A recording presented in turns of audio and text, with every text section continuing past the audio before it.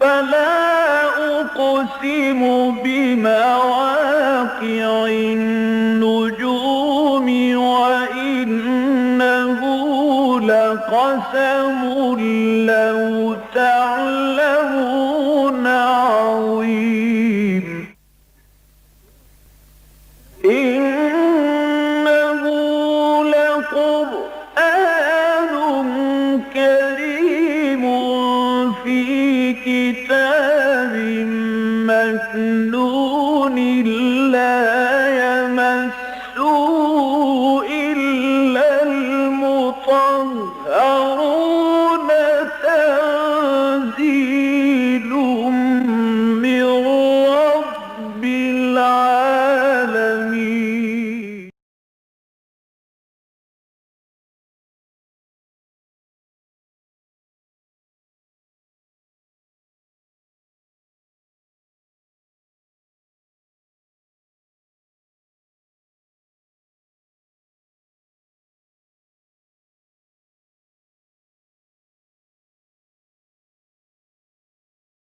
أعوذ بالله من الشيطان الرجيم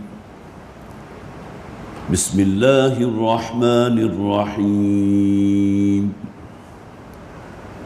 والذي قال لوالديه أف لكما أتعدانني أن أخرج وقد خلت القرون من قبلي وهما يستغيثان الله ويلك آمن إن وعد الله حق فيقول ما هذا إلا أساطير الأولين أولئك الذين حق عليهم القول في قد خلت من قبلهم من الجن والإنس إنهم كانوا خاسرين ولكل درجات مما عملوا وليوفيهم أعمالهم وهم لا يظلمون ويوم يعرض الذين كفروا على النار أذهبتم طيباتكم في حياتكم الدنيا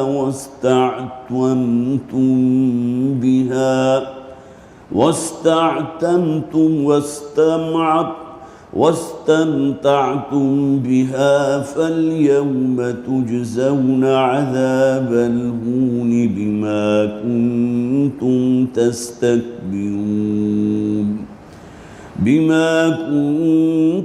تستكبرون في الأرض بغير الحق وبما كنتم تفسقون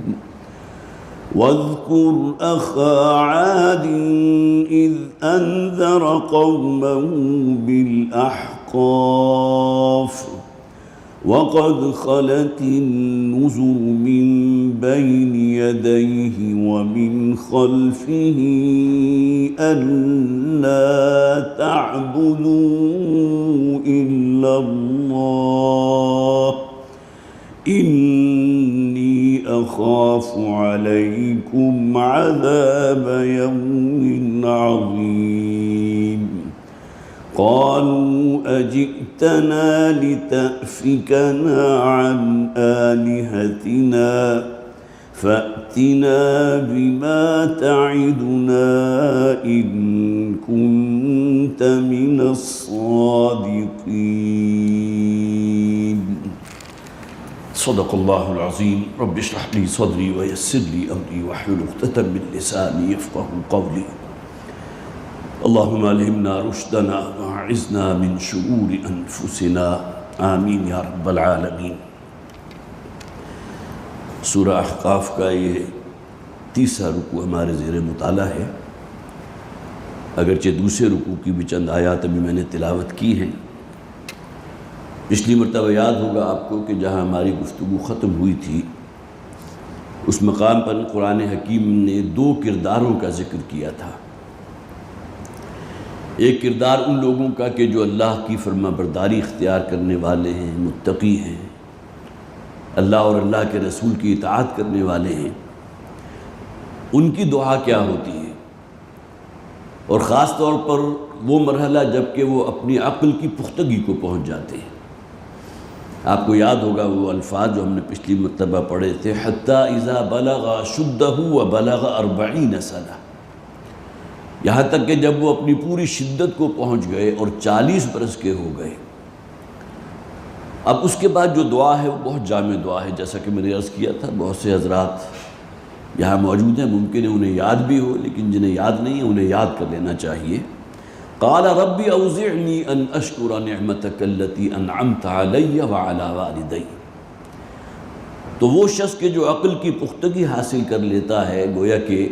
40 برس کا ہو جاتا ہے، ایسا نہیں ہے کہ پختگی جو ہے صرف 40 برس کی عمر میں حاصل ہوتی ہو۔ حضرت عیسیٰ علیہ السلام وہ تو اس دنیا سے تشریف لے گئے تھے جبکہ ان کی عمر جو ہے 32 یا 34 برس تھی، لیکن یہ کہ اللہ تعالیٰ نے انہیں نبوت اور رسالت سے بھی سرفراز فرمایا تھا، اور ان کا خصوصی معاملہ تھا کہ اللہ تعالیٰ نے انہیں اپنی طرف اٹھا لیا تھا۔ وما قتلوہ وما صلبوہ ولکن شبہ لہ۔ اگرچہ وہ دعوے دار تو اس بات کے تھے یہود کہ ہم نے ان کو قتل کر دیا ہے، ہم نے ان کو سولی پر چڑھا دیا ہے، لیکن اللہ تعالیٰ نے اس پورے معاملے کو ان کے لیے مشتبہ بنا دیا، اور بلکہ آگے یہ الفاظ بھی سورہ آل عمران میں غالباً موجود ہے، بل رفعہ اللہ الیہ، بلکہ اللہ تعالیٰ انہوں نے اپنی طرف اٹھا لیا تھا۔ تو یہ ایک ایکسیپشنز ہیں۔ باقی یہ کہ مفسرین نے تقریباً اس بات کے اوپر اتفاق کیا ہے کہ انبیاء اور رسول کو جو رسالت یا نبوت سے سرفراز کیا گیا تو اکثر و بیشتر کا معاملہ 40 برس کی عمر کا تھا، اور اس کی تائید اس مقام سے بھی ہوتی ہے۔ قال رب اوزعنی ان اشکر نعمتک التی انعمت علی وعلی والدی۔ اے پروردگار مجھے توفیق عطا فرما، لکھ دے میرے لیے کہ میں شکر کروں تیری ان نعمتوں کا، تیرے ان فضل کا کہ جو تیرے میری ذات پر ہوئے، انعمت علی وعلی والدی، اور میرے والدین پر تیری جو نعمتیں نچھاور ہوئی ہیں، جو رحمت نے دستگیری فرمائی ہیں ان کی، وَأَنْ أَعْمَلَ صَالِحًا، اور ساتھ ہی اپنے لیے بھی دعا ہے۔ اب یہ دعا وہ شخص کر رہا ہے جو اپنے عقل کی پختگی کو پہنچ گیا ہے۔ وَأَنْ أَعْمَلَ صَالِحًا، اور اے پروردگار مجھے توفیق عطا فرما کہ میں نیک کام کرتا رہوں۔ وَأَصْلِحْ لِي فِي ذُرِّيَّتِي، اور اپنی اگلی نسل کو بھی نہیں بھولا، بلکہ اس نے کہا کہ میری جو ذریت ہے، میری جو اگلی نسل ہے، اس کو بھی نیک بنا دے، ان کے اندر بھی صلاح پیدا فرما دے۔ انی تبت الیک وانی من المسلمین، اب تک مجھ سے جو خطائیں اور لغزشیں ہوئی ہیں پروردگار میں تیری حضور توبہ کرتا ہوں، اور میں ہوں تیرے فرما برداروں میں سے۔ ایک کردار یہ ہم نے پڑھا تھا۔ اس کے بالکل برعکس دوسرا کردار جو پڑھا تھا، والذی قال لوالدیہ اف لکما، ایک وہ شخص ہے کہ جو اپنے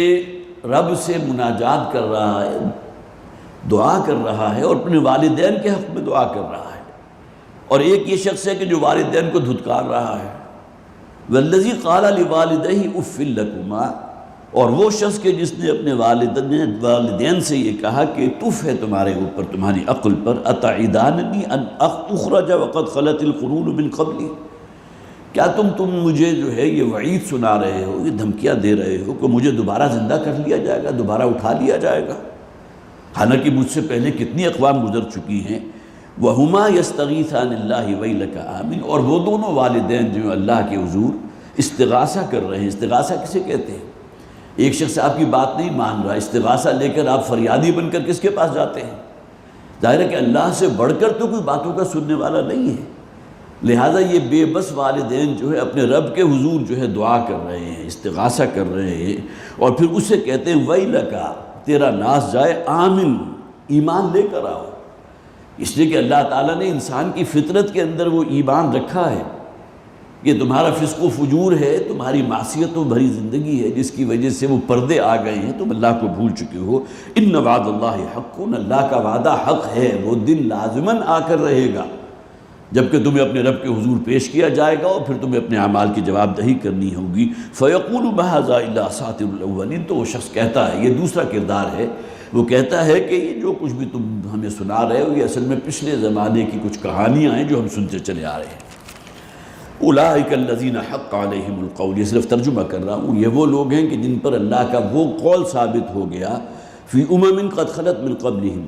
کہ جو ان امتوں کے بارے میں بھی اللہ کا قول ثابت ہوا تھا کہ ان پر عذاب آیا، من الجن والانس، خواہ وہ جنات میں سے ہوں خواہ انسانوں میں سے ہوں، انہم کانوا خاسرین، اب یہ لوگ ہوں گے کہ جو ہمیشہ ٹوٹے میں رہیں گے، خسارے میں رہیں گے۔ وَلِكُلٍّ دَرَجَاتٌ مِّمَّا عَمِلُوا، اور جو بھی عمل کرنے والا ہے ہر ایک کا اللہ تعالیٰ نے ایک درجہ متعین کر دیا۔ یہ نہیں کہ جتنے انسان ہیں ان کے درجے اتنے ہیں، اتنے ہی درجے کے جنت میں ہوں گے، جتنے انسان ہیں اتنے ہی درجے جو ہیں وہ جہنم میں ہوں گے، بلکہ مراد یہ ہے کہ اللہ تعالیٰ نے مختلف طبقات وہاں بنا دیے ہیں۔ اہل جنت کے طبقات بھی ہیں، کچھ وہ لوگ ہوں گے جنہیں بالا خانے دیے جائیں گے، کچھ لوگ ہوں گے جنہیں جنت الفردوس میں جگہ عطا فرمائی جائے گی۔ اور نبی اکرم صلی اللہ علیہ وسلم نے تو فرمایا اپنے قول مبارک میں، تمہیں اللہ سے اگر مانگنا ہے، جنت طلب کرنی ہے تو جنت الفردوس مانگا کرو۔ معلوم ہوتا ہے کہ وہ مقام جو ہے جنت کا بہت اونچا مقام ہے۔ وَلِكُلٍّ دَرَجَاتٌ مِّمَّا عَمِلُوا، ہر شخص کے عمل کے مطابق اللہ تعالیٰ نے اس کے طبقات مقرر کر دیے۔ جیسے کہ حضور نے فرمایا جنت کے بہت سے دروازے ہیں، ان میں ایک دروازے کے بارے میں آپ نے فرمایا ایک باب الریان بھی ہے۔ اب یہ وہ دروازہ ہے، ریان کسے کہتے ہیں؟ تر و تازگی کو، کہ اس دروازے سے ان لوگوں کو پکارا جائے گا کہ جو کثرت سے اللہ کے لیے نفلی روزے رکھا کرتے تھے۔ آج اگر آپ طے کرتے ہیں کہ مجھے کوئی نفلی روزہ رکھنا ہے تو معلوم ہو جائے گا کس بھاؤ ویکتی ہے، لیکن اس کے باوجود بھی میں جانتا ہوں ایسے لوگوں کو کہ جو بڑا اہتمام کرتے ہیں، سوموار کا روزہ رکھتے ہیں، حدیث میں اس کی فضیلت ہے، جمعرات کا روزہ رکھتے ہیں، حدیث میں اس کی فضیلت ہے، پھر ایام 20 جو ہے 13، 14 اور 15 ہر قمری مہینے کی اس کا روزہ رکھنا۔ بلکہ حضور کے ایک بیان میں تو آپ کے قول سے تو یہ مفہوم بھی ہمارے سامنے آ رہا ہے، جو شخص بھی ان روزوں کا اہتمام کر لے رمضان کے فرض روزوں کے علاوہ، تو اللہ تعالیٰ گویا کہ اسے پورے سال کے روزوں کا جو ثواب عطا فرما دیتا ہے۔ تو باب الریان ان لوگوں کے لیے ہوگا کہ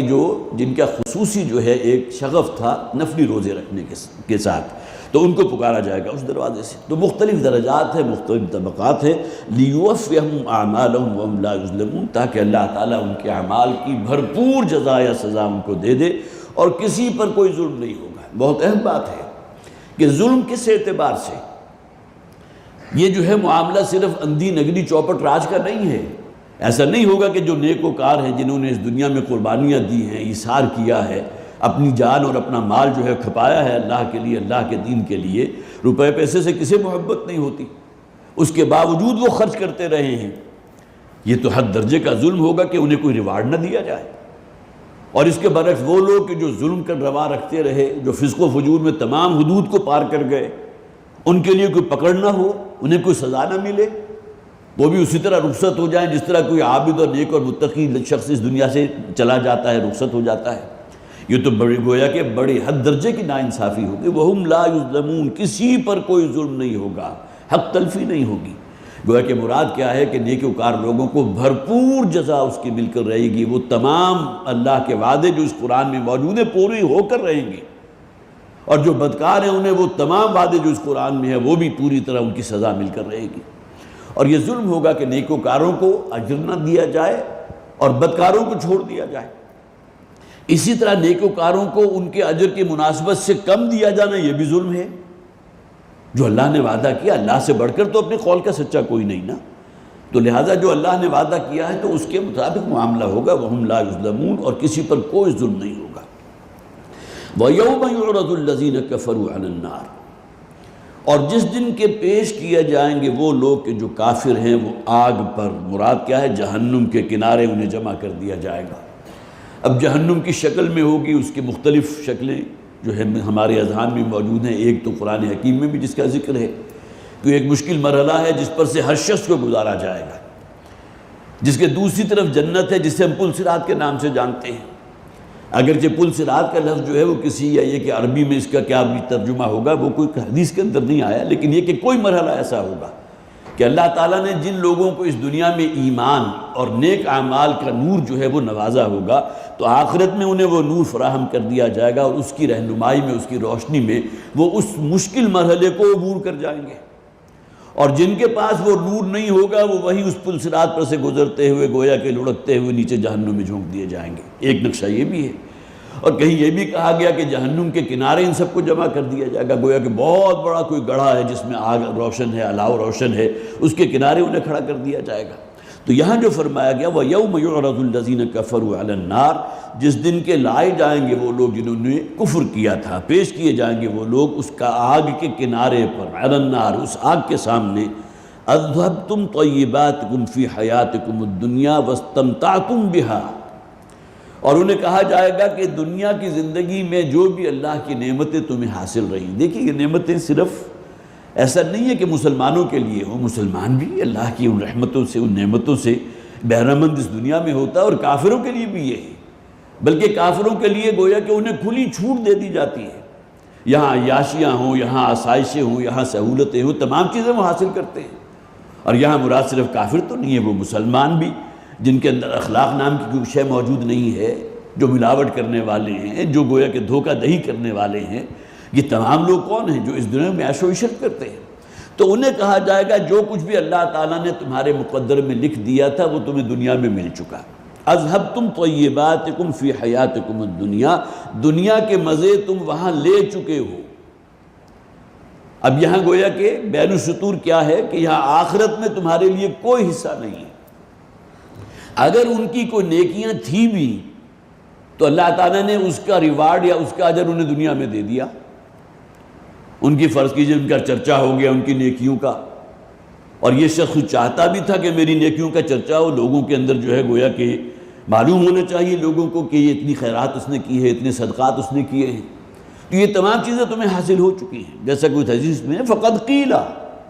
وہ شخص کہ جسے اللہ نے بڑا مال و دولت دیا تھا اور اس نے راہ خدا میں بھی بہت کچھ دیا، لیکن یہ کہ اس کے بارے میں اللہ تعالیٰ کیا فرمائے گا کہ نیت کا جاننے والا میں ہوں، مجھے معلوم تھا کہ تم نے وہ مال کس لیے خرچ کیا ہے، تاکہ میگزین لکھے جائیں، تمہاری تعریف ہو، تمہاری سخاوت کا چرچا ہو، تمہیں حاتم طائی سے تشبیہ دے دی جائے، وہ سب کچھ ہو۔ فقد قیلا، جو تم چاہتے تھے وہ تمہیں حاصل ہو چکا، وہ وہاں تمہیں مل چکا ہے، یہاں تمہارے لیے کچھ نہیں ہے۔ اس کے بعد فرشتوں کو حکم ہوگا وہ جہنم میں دھکیل دیں گے۔ تو یہ معاملہ اس شخص کا ہوگا کہ جس نے اس دنیا میں کچھ نیکیاں کی بھی ہیں، تو اللہ تعالیٰ اسی دنیا میں اس کا حساب کتاب چکا دیتا ہے، تاکہ آخرت میں اس کے پاس جو ہے پھر وہاں کوئی شے باقی نہیں رہے گی۔ تو فرمایا اذهبتم طیباتکم فی حیاتکم الدنیا، یہاں ترجمہ کیا گیا ضائع کر دیے تم نے ان تمام نعمتوں کو۔ نتیجہ کیا نکلنا چاہیے تھا کہ ان نعمتوں کے رد عمل میں انسان کے اندر شکر گزاری پیدا ہوتی، اللہ کے لیے انابت اور رجوع پیدا ہوتا، اپنے رب کی معرفت حاصل ہوتی کہ میرے اس رب کا، اس پروردگار کی کتنی رحمتیں مجھے حاصل ہیں، کتنی نعمتیں اس کی میرے اوپر نچھاور ہوئی ہیں۔ اس کے برعکس اس نے ناشکری کا معاملہ کیا اور مست رہا یہیں دنیا کے مزوں کے اندر، وَاسْتَمْتَعْتُمْ بِهَا، اور یہ کہ پھر ان کو تم نے یہاں خوب استعمال کر لیا۔ استمتاع ہوتا ہے کسی شے کو برت لینا، استعمال کر لینا۔ جو پیسہ تم نے کمایا تھا حرام حلال سے، تو یہاں تم نے اس کے خوب مزے لے لیے، دنیا کی ہر آسائش اپنے لیے فراہم کر دی، اپنے بچوں کو بھی بہترین لیولز کے اوپر پہنچا دیا، اور اس دنیا میں کہا گیا کہ بہت ہی کامیاب انسان ہے، بہت ہی گویا کہ اس نے اپنی اگلی نسل کو بھی جو ہے وہ اسے جسے آپ کہیے کہ اس رستے پر لگا دیا، چڑھا دیا، وہ بھی دنیا میں خوب پھول پھل رہے ہیں، مختلف ممالک کے اندر جا کر آباد ہو چکے ہیں۔ تو یہ تمام چیزیں وہ ہیں جو ہم اپنی نگاہوں کے سامنے دیکھتے ہیں۔ وَاسْتَمْتَعْتُمْ بِهَا، اور اس کو خوب برت چکے اس دنیا کی زندگی میں۔ فَالْيَوْمَ تُجْزَوْنَ عَذَابَ الْهُونِ، اب یہاں بھی تمہارے لیے ایک بدلہ ہے جو منتظر ہے، اور آج تمہیں انتہائی ذلت والا عذاب ہے، اس کا مزہ چکھنا ہوگا، وہ تمہیں جزا میں ملے گا۔ بِمَا كُنْتُمْ تَسْتَكْبِرُونَ فِي الْأَرْضِ بِغَيْرِ الْحَقِّ، اس استکبار کی وجہ سے جو تم اس دنیا میں کرتے رہے ناحق۔ انسان کی حیثیت کیا ہے؟ وہ تو پانی کا ایک بلبلہ ہے۔ جیسے کہ پچھلے دنوں ایک ویڈیو میں نے دیکھی تھی، بہت ہی عمدہ اس کے اندر انداز تھا کہ اگر انسان یہ سمجھ لے نا کہ مجھے مرنا ہے، اور یہ خیال اسے دامنگیر ہو جائے، تو اس دنیا کی یہ جو ظاہری چمک دمک ہے اس کا کوئی اثر اس پر نہیں ہوگا، اس لیے کہ وہ دیکھ چکا کہ ہمارے باپ دادا جو ہیں وہ دنیا میں خوب پھلے پھولے پھیلے، سب کچھ ہوا، لیکن اس دنیا سے تو خالی ہاتھ گئے نا۔ جو چھوڑا ہوا تھا وہ ہمارے کام تو خوب آیا، ان کے تو کسی کام نہیں آیا۔ اگر انسان کو یہ استحضار ہو جائے کہ میں فانی ہوں، مجھے مرنا ہے، اور وہ مرنے کا کوئی وقت معین نہیں، اللہ کے علم میں ہے، کسی وقت بھی موت آ سکتی ہے، یہ دنیا واقعتاً انسان کے لیے پھر بے مزہ ہو جائے گی، اسے کسی شے کے اندر وہ دلچسپی نہیں رہے گی کہ وہ اس کے لیے جو ہے دن رات ایک کر دے۔ لیکن اس کے باوجود بھی شیطان کی قوت بھی تو ہے نا جو انسان کو پھسلاتی ہے۔ ان النفس لامارۃ بالسوء، وہ گناہوں کی ترغیب دیتی ہے، حرام خوری کی طرف لے کر جاتی ہے۔ تو فَالْيَوْمَ تُجْزَوْنَ عَذَابَ الْهُونِ بِمَا كُنْتُمْ تَسْتَكْبِرُونَ فِي الْأَرْضِ، یہ جو تو استکبار تم کرتے رہے، اللہ کے احکامات کو پاؤں تلے رونتے رہے، اس سے بڑھ کر اور گھمنڈ اور غرور اور کیا ہوگا کہ اللہ کا حکم تمہارا خالق، تمہارا رب، تمہارا مالک، اور پرے کاہ کے برابر اس کی کوئی وقت جو ہے تمہارے نزدیک نہ ہو۔ یہ استکبار ہے جو انسان کے اندر موجود ہے، اور یہ اصل میں شیطنت ہے۔ شیطان نے بھی استکبار کیا تھا، وَبِمَا كُنْتُمْ تَفْسُقُونَ، اور بسبب اس نافرمانی کے، فسق کہتے ہیں نکل جانا اللہ کی اطاعت سے۔ اب نکل کر کہاں جائے گا؟ ضلالت گمراہی کے اندر مبتلا ہوگا نا، معصیتوں کے اندر مبتلا ہوگا۔ تو فسق و فجور کی زندگی اختیار کیے رکھی تم نے اس دنیا کی زندگی میں، اب آج تمہیں اس کا بھرپور جو ہے اس کا بدلہ دیا جا رہا ہے، اور وہ انتہائی ذلت آمیز عذاب ہے کہ جو تمہارا مقدر کر دیا گیا۔ یہاں میں نے خاص طور پر ایک بہت خوبصورت واقعہ ہے، بخاری شریف میں موجود ہے، کتاب المغازی میں۔ حضرت عبد الرحمن ابن عوف رضی اللہ تعالیٰ عنہ، یہ عشرہ مبشرہ میں سے ایک صحابی ہے، اور آپ میں سے تمام حضرات کو یا بہت سے حضرات ممکن ہے انہیں معلوم۔ عشرہ مبشرہ کون ہے؟ وہ 10 صحابہ کہ جنہیں اللہ کے نبی صلی اللہ علیہ وسلم نے اسی دنیا میں جنت کی بشارت دے دی تھی۔ عشرہ مبشرہ، وہ 10 صحابہ کہ جنہیں بشارت دی اللہ کے رسول نے جنت کی۔ ان میں سے ایک حضرت عبد الرحمن ابن عوف رضی اللہ تعالیٰ عنہ، بہت کامیاب تاجر تھے، بہت اچھا ان کے جیسے آپ کا یہ تجارتی قافلے تھے، جیسا کہ معاملہ حضرت عثمان کا تھا رضی اللہ تعالیٰ عنہ، اسی طرح حضرت ابوبکر صدیق رضی اللہ تعالیٰ عنہ، یہ بھی عشرہ مبشرہ میں سے ہے۔ یہ چاروں خلفاء جو ہیں ترتیب میں آتے ہیں، حضرت ابوبکر، حضرت عمر، حضرت عثمان، حضرت علی رضی اللہ تعالیٰ عنہ، اور اس کے بعد پھر حضرت عبد الرحمن ابن عوف ہے، حضرت سعید ہیں، پھر حضرت طلحہ ہیں، اور کچھ صحابہ ہیں، کل 10 کی تعداد ہے۔ ان میں سے حضرت عبد الرحمن ابن عوف ہے رضی اللہ تعالیٰ، ان کے اپنے بیٹے ہیں ابراہیم رضی اللہ تعالیٰ عنہ، یہ بھی حضور پر ایمان لائے۔ جیسے کہ میں نے اس آیہ مبارکہ کے بارے میں کہا تھا نا کہ بعض مفسرین کی یہ رائے ہے کہ حضرت ابو بکر رضی اللہ تعالیٰ عنہ کی شان میں اتری ہے، اس لیے کہ یہ واحد صحابی ہیں جن کے والدین بھی مسلمان تھے، حالانکہ حضرت ابو بکر حضور کے ہم عمر، والدین بھی مسلمان، اللہ کے رسول پر ایمان لے کر آئے، خود بھی مسلمان اور ان کی اولاد بھی مسلمان، گویا کہ 3 پشتیں جو ہیں وہ اسی دور میں بیک وقت مسلمان رہی۔ یہ شاید معاملہ اور کسی صحابی کا نہ ہو، جیسا کہ ایک تفسیر میں لکھا ہوا تھا، لیکن یہ حضرت عبد الرحمن ابن عوف جو ہیں رضی اللہ تعالیٰ عنہ، ان کے بیٹے مسلمان ہوئے، اور پھر وہ صحابہ میں شامل ہیں، حضرت ابراہیم رضی اللہ تعالیٰ عنہ۔ تو وہ فرماتے ہیں کہ ایک دن میرے والد نے، حضرت عبد الرحمن، اب یہ گویا کہ حضور کے انتقال اور وصال کے بعد کا واقعہ ہے، ممکن ہے کہ دور عثمانی ہو یا دور حضرت عمر فاروق رضی اللہ تعالیٰ عنہ، انہوں نے نفلی روزہ رکھا ہوا تھا۔ یہ ہوتا ہے انسان کے اوپر جذبات کی کیفیت میں اتار چڑھاؤ آتا ہے، اور اس کا تجربہ آپ کو بھی ہے، جیسا کہ اگر نیک لوگوں کی محفل میں آپ بیٹھتے ہیں، اچھی باتیں سنتے ہیں، تو آپ کے ایمان کی آبیاری ہوتی ہے، آپ کے اندر وہ جذبات پیدا ہوتے ہیں جو اللہ کا قرب حاصل کرنے والے جذبات ہیں، جو اللہ کی فرما برداری والے جذبات ہیں۔ اور اگر کہیں فاسق و فاجروں کی محفل میں آپ بیٹھ جائیں، جو آخرت کو بالکل بھولے ہوئے ہیں، تو جو ایمان کی پونجی ہیں اس کا بھی اندیشہ ہوتا ہے کہ کہیں وہ بھی زائل نہ ہو جائے، وہ بھی میرے ہاتھ سے نہ چلی جائے۔ تو حضرت عبد الرحمن ابن عوف نے ایک دن، وہ فرماتے ہیں ان کے بیٹے حضرت ابراہیم، ایک نفلی روزہ رکھا تھا، اور اس میں جب افطاری کا وقت آیا تو اس دن ہمارے ہاں اتفاق سے 2-3 جو ہیں وہ سالن موجود تھے دسترخوان پر۔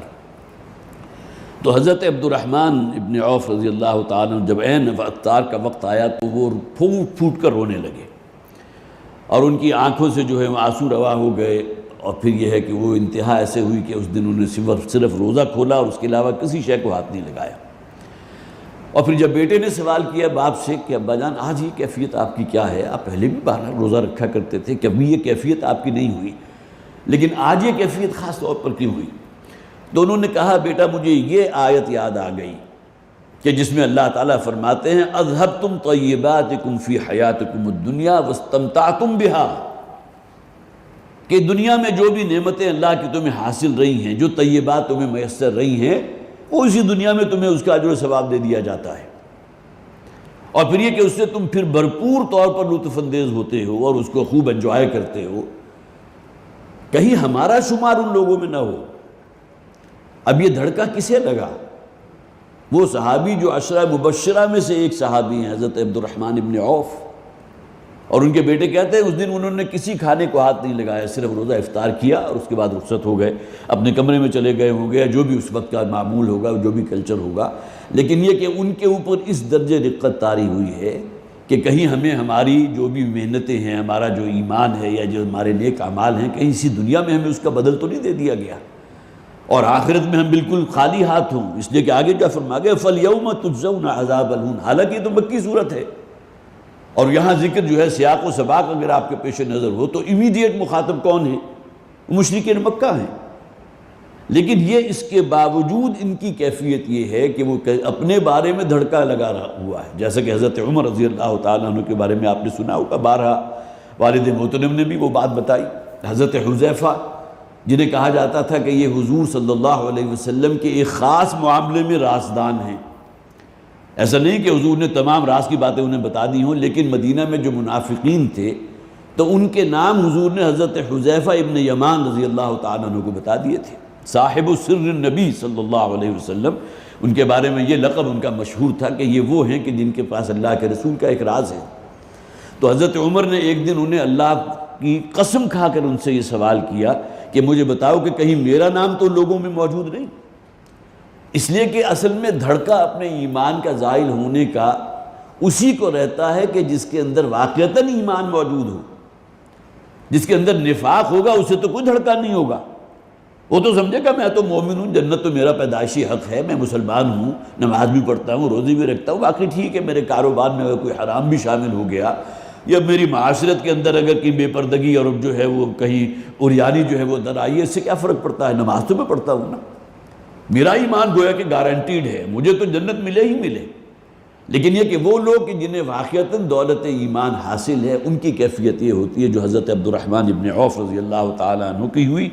اور انہوں نے کہا کہ کہیں ہمارا شمار ان لوگوں میں نہ ہو جائے کہ جنہیں اس دنیا میں اللہ تعالیٰ کی نعمتیں اور اللہ کا فضل حاصل رہا،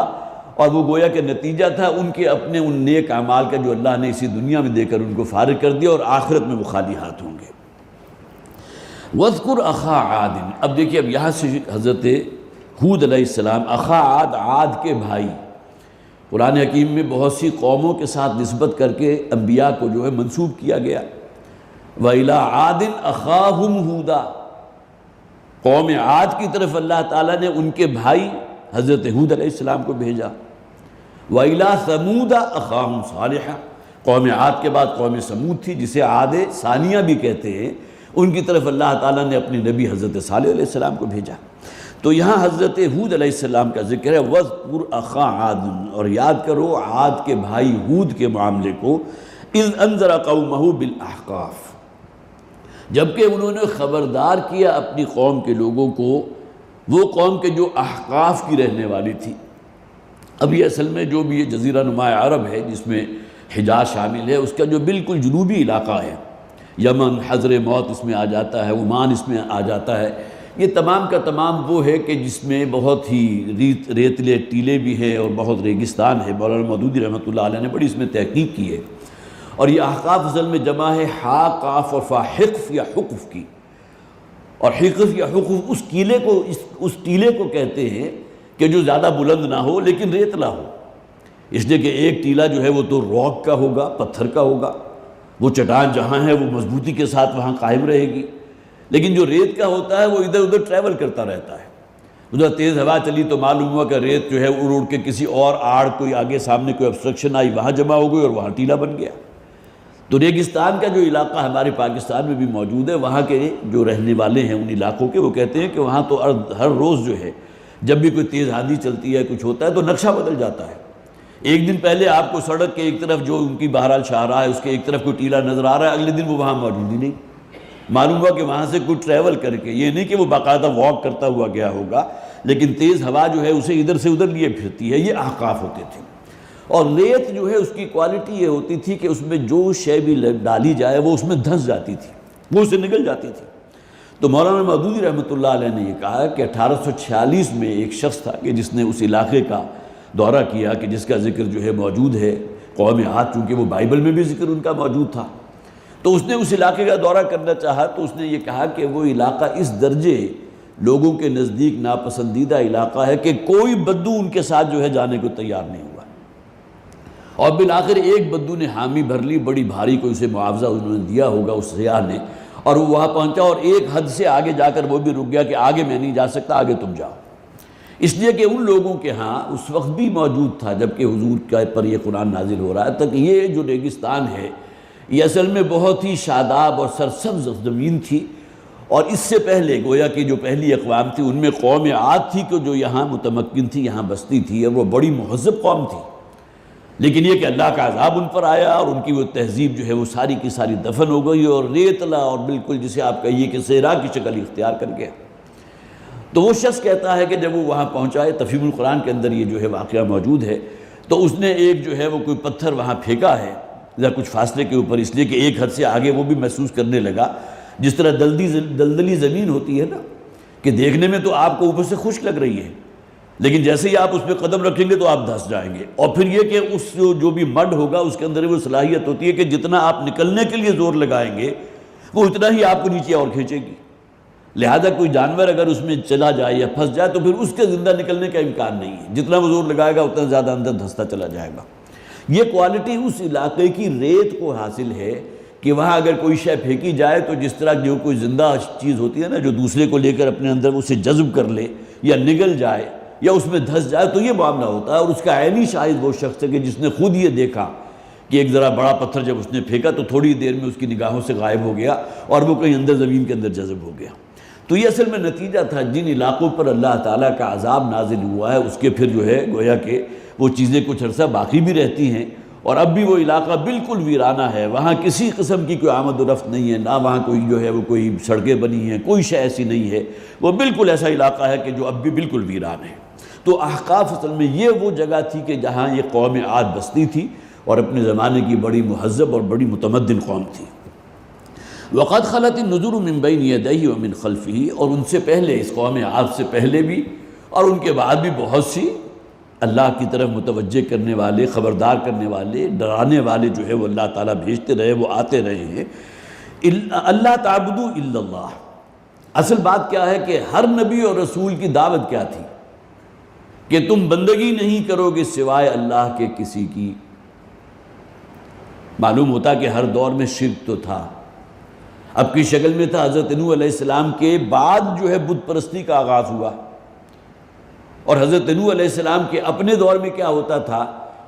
کہ جو کوئی بزرگ ہوتے تھے جسے ہم اولیاء اللہ کہتے ہیں، ہر معاشرے میں موجود رہے، جنہیں اس دنیا کی جو بھی لہو و لعب ہے، یہاں کی لذتیں، اس سے کوئی سروکار نہیں ہوتا تھا،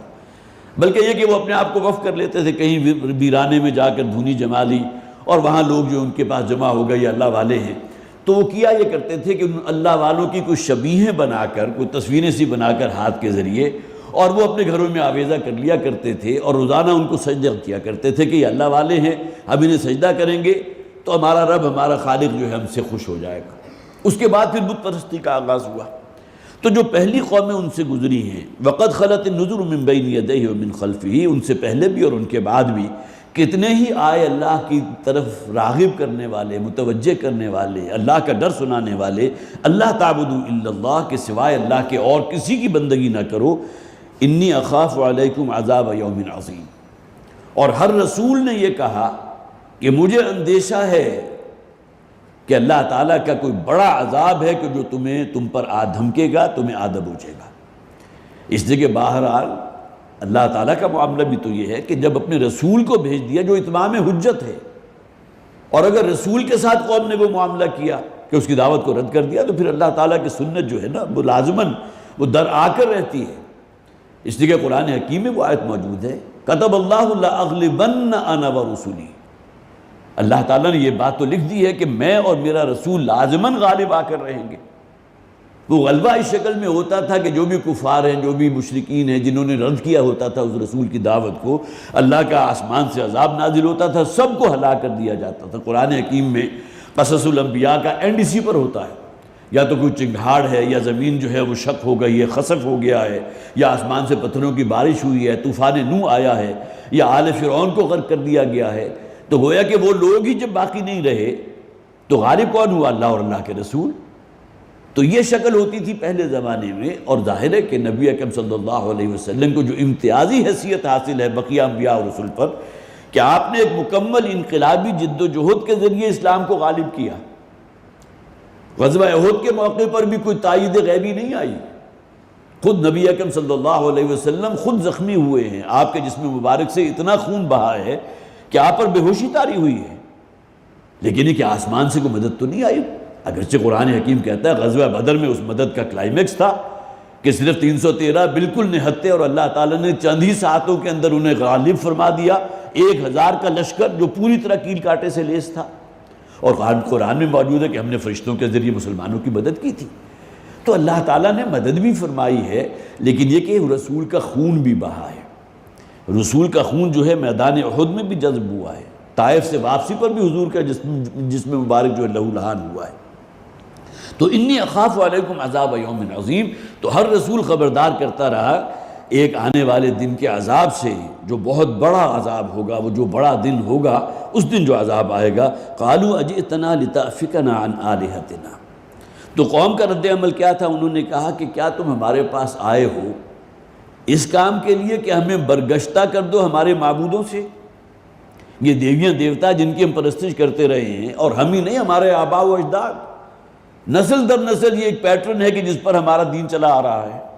افک کسے کہتے ہیں؟ افک، جھوٹ، گویا کہ برگشتہ کر دینا، اور اسی طرح صحیح بات سے رخ پھیر دینا۔ وہ اپنے آپ کو صحیح سمجھتے تھے،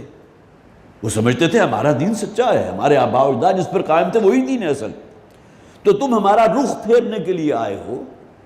ہمیں گویا کہ وہاں سے بچلانے کے لیے آئے ہو ہمارے آبائی دین سے۔ لِتَأْفِكَنَا عَنْ آلِهَتِنَا، ہم برگشتہ کرنا چاہتے ہو ہمارے معبودوں سے۔ فَأْتِنَا بِمَا تَعِدُنَا إِن كُنْتَ مِنَ الصَّادِقِينَ، تو ٹھیک ہے پھر جو تم ہمیں وعید سنا رہے ہو، جو عذاب کی دھمکی دے رہے ہو، ٹھیک ہے پر اب اس کو لے آؤ۔ گویا کہ اس عذاب کو ہم ویلکم کرنے کو تیار ہیں۔ یہ بار بار کی باتیں جو ہیں آپ کی عذاب آئے گا، عذاب آئے گا، عذاب آئے گا، اب اس کو ہم مزید سننے کو تیار نہیں، لے آئیے عذاب ہمارے اوپر۔ قال انما العلم عند اللہ، اور یہ معاملہ صرف قوم عاد کا نہیں تھا جن کا یہاں ذکر ہو رہا ہے، ہر نبی اور رسول کے ساتھ یہ رہا۔ حد یہ کہ نبی اکرم صلی اللہ علیہ وسلم کے ساتھ بھی یہی معاملہ رہا ہے کہ مکہ والوں نے بالآخر کہہ دیا تھا کہ جو دھمکیاں آپ ہمیں سنا رہے ہیں، اگر آپ اللہ کے رسول ہیں تو واقعتاً ان دھمکیوں کو پورا کر دیجئے، وہ عذاب لے آئیے ہمارے پاس، ہمارے سروں کے اوپر آسمان کا کوئی ٹکڑا جو ہے وہ ٹوٹ گرے، ہم سب کے سب مر جائیں، ہم اس کے لیے تیار ہیں، لے آئیے اس عذاب کو۔ تو یہ تمام معاملات صرف پہلے انبیاء اور رسول کے نہیں تھے، بلکہ نبی اکرم صلی اللہ علیہ وسلم کو بھی فیس کرنا پڑا ہے تمام چیزوں کو۔ آپ کا بھی استہزاء ہوا ہے، آپ کو مذاق اڑایا گیا، آپ کو شاعر اور ساحر کہا گیا، کذاب تک کہا گیا، اور پھر یہ کہ آپ کے تو قتل کا منصوبہ بنا دیا گیا، حضور کو شہید کرنے کا منصوبہ بنا لیا گیا، سب کچھ ہوا۔ تو اگرچہ گویا کہ جسے آپ کہیں گے نا کہ تصویر پچھلی قوم کی دکھائی جا رہی ہے، لیکن جب یہ قرآن نازل ہوا یہ نقشہ تو ان لوگوں کا بھی تھا، وہ کہتے تھے ٹھیک ہے پھر لے آئیے۔ فَأْتِنَا بِمَا تَعِدُنَا إِن كُنْتَ مِنَ الصَّادِقِينَ، جو وعدہ یا جو دھمکی آپ نے ہمیں دی ہے اس پر عمل کر گزریے، لے آئیے۔ قَالَ إِنَّمَا الْعِلْمُ عِندَ اللَّهِ، تو رسول کیا کہتے تھے؟ حضرت ہود نے کیا کہا؟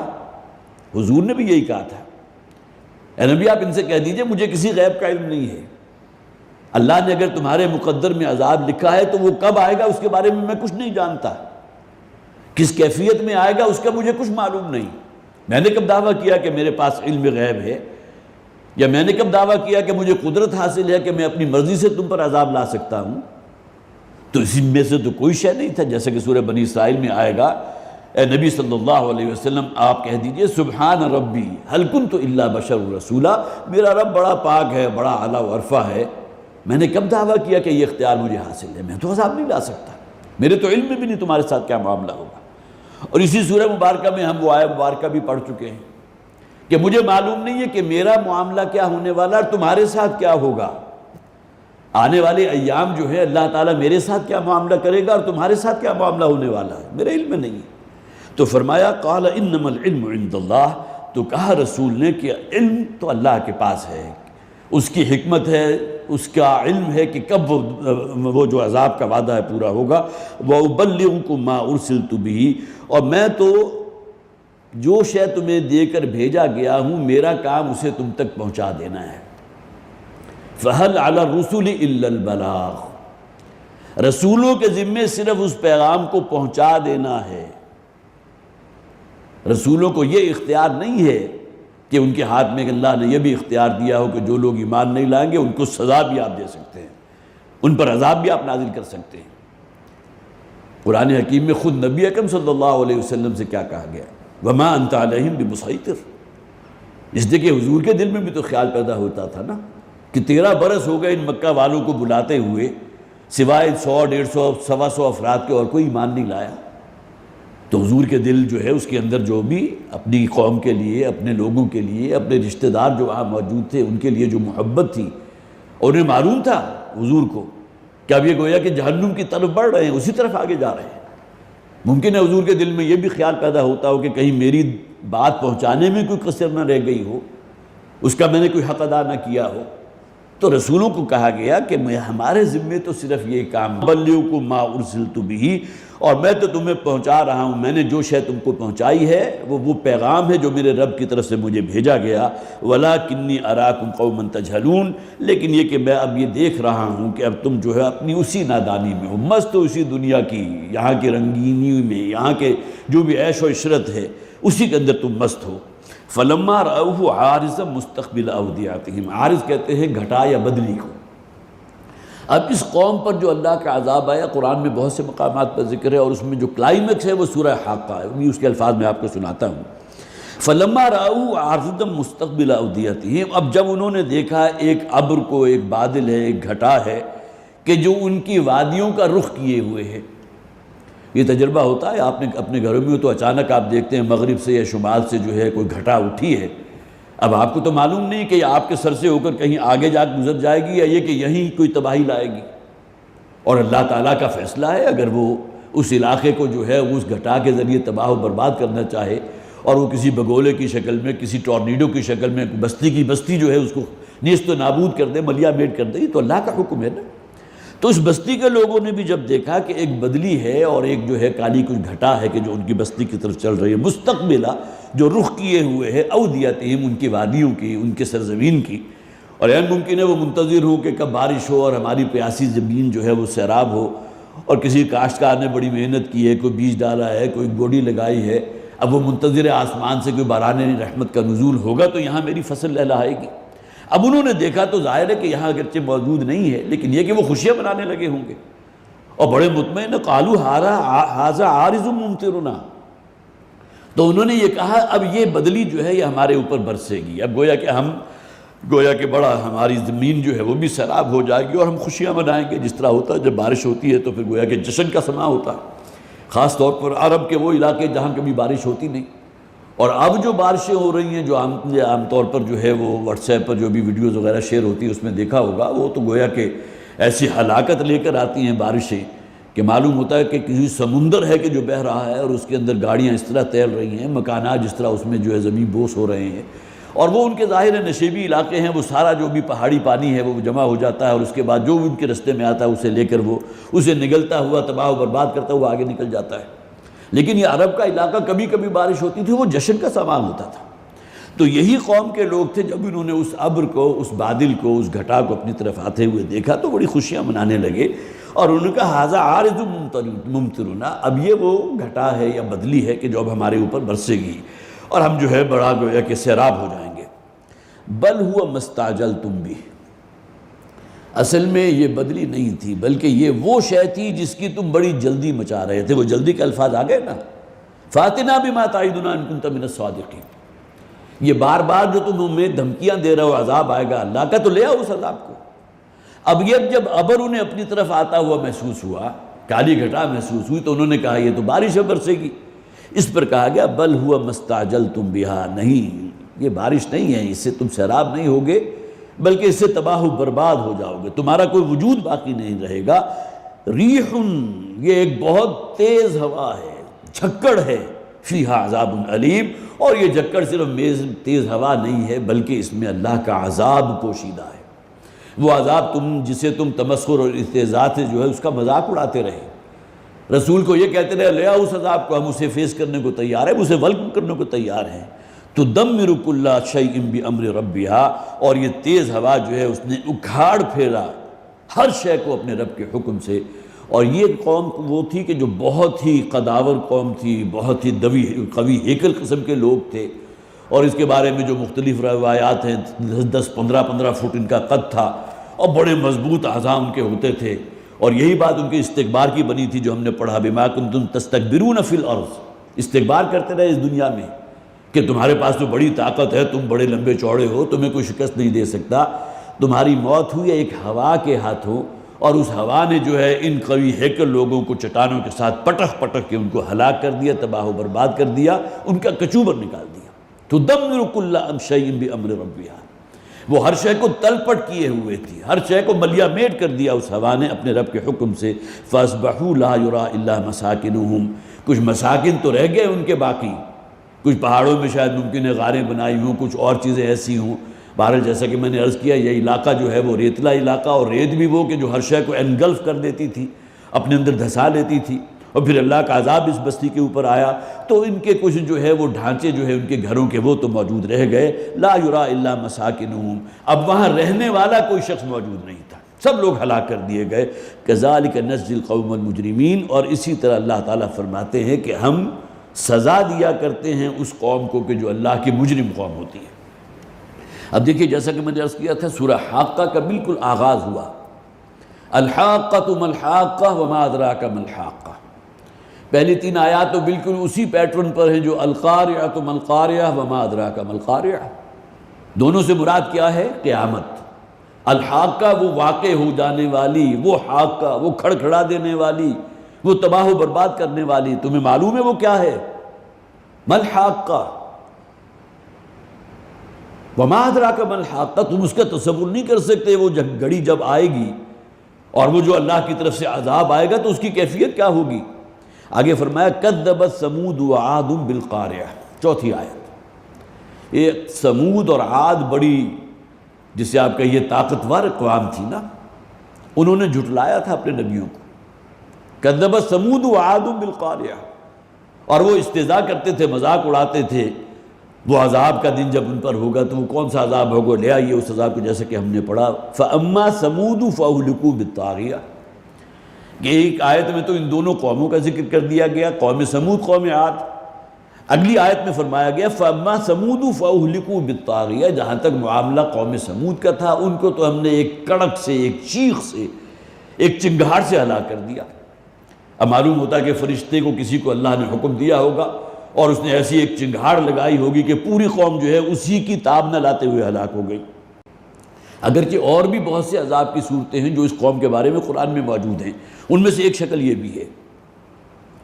وَأَمَّا عَادٌ فَأُهْلِكُوا بِرِيحٍ صَرْصَرٍ عَاتِيَةٍ۔ ان آیات میں ہم قوم عاد کا ذکر پڑھ رہے ہیں نا، اور جہاں تک معاملہ اس قوم عاد کا تھا تو اس کو تو پھر ہم نے ہلاک کیا بِرِيحٍ صَرْصَرٍ عَاتِيَةٍ، ایسی تیز و تند ہوا سے جو ہر قسم کے خیر سے خالی تھی اور ہر شے کو تباہ و برباد کرنے والی تھی۔ سخرها علیہم 7 لیال، اب یہاں اس کی کہ یہ قرآن میں اور کہیں موجود نہیں ہے، اور اللہ تعالیٰ نے اس ہوا کے ان کے اوپر مسخر کر دیا تھا 7 لیال، 7 راتیں وہ ہوا چلتی رہی، و8 ایام، اور 8 دن مسلسل، گویا کہ 8 دن ہے اول و آخر اور درمیان میں 7 راتیں ہیں، و8 ایام، اور پھر یہ کہ وہ 8 دن اور 7 راتیں وہ چلتی رہی، اور وہ تمام لوگ جو ہے ان کا کچوبر نکال دیا، ان کا بھرکس نکال دیا۔ اس لیے کہ اگلے الفاظ اس وقت مجھے یاد نہیں آ رہے جس میں ان کے انجام کا ذکر کیا گیا سورہ حاقہ کے اندر۔ بہرحال وقت بھی ہمارا ختم ہو گیا، ورنہ یہ کہ ان آیات کا ہم باقاعدہ یہاں میں ترجمہ آپ کے سامنے رکھ دیتا۔ تو یہ ہے معاملہ انجام اس قوم کا کہ جو بڑی مہذب، بڑی متمدن قوم تھی، اور یہ عرب کا جو جنوبی علاقہ ہے یہاں آباد تھی، لیکن یہ کہ بہرحال انہوں نے قوم عاد ہو جسے عاد اولیٰ کہتے ہیں، اور قوم سمود جسے قوم عاد ثانیہ کہتے ہیں، ان دونوں کا یہ انجام ہوا ہے۔ اللہ تعالی ہمیں واقعتاً قرآن حکیم کو سمجھنے کی، اس سے عبرت حاصل کرنے کی توفیق عطا فرمائے۔ اور یہ عذاب قرآن حکیم جن قوموں کا ذکر کرتا ہے تو اصل میں ہمیں ایک نقشہ دکھا رہا ہوتا ہے کہ تم سے پہلے جو اقوام تھی جو تباہ و برباد کی گئی، تو ان کا جرم یہ تھا کہ وہ اللہ کی نافرمانی اور اللہ کی جو ہے اس کی معصیت کے اندر اور تمام دلدلوں گناہوں کی ان کے اندر مبتلا ہو گئی۔ بارک اللہ لی ولکم فی القرآن العظیم ونفعنی وإیاکم بالآیات والذکر الحکیم۔